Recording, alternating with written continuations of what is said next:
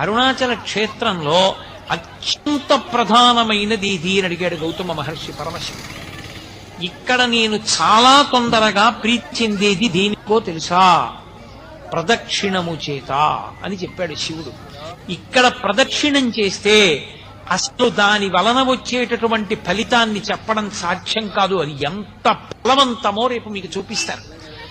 అరుణాచల గిరి ప్రదక్షిణం అంత గొప్పది. కామకోటి పీఠాధిపతులైన పరమాచార్య స్వామి తరచుగా చెప్తుండేవారు, వెళ్ళి అరుణాచలానికి ప్రదక్షిణం చెయ్యండి అంటుండేవారు. ఏదో ఒళ్ళు పెద్దదైపోయింది, బరువు ఎక్కువైపోయింది, ఏం చేయమంటారని అడిగితే ఒక ఆయన, అరుణాచలంలో 15 రోజులు ఉండి రోజు గిరి ప్రదక్షిణం చెయ్యి, ఆరోగ్యానికి ఆరోగ్యం కుదురుతుంది, బరువు తగ్గుతుంది, ఈశ్వరానుగ్రహం కలుగుతుందని చెప్తుండేవారు.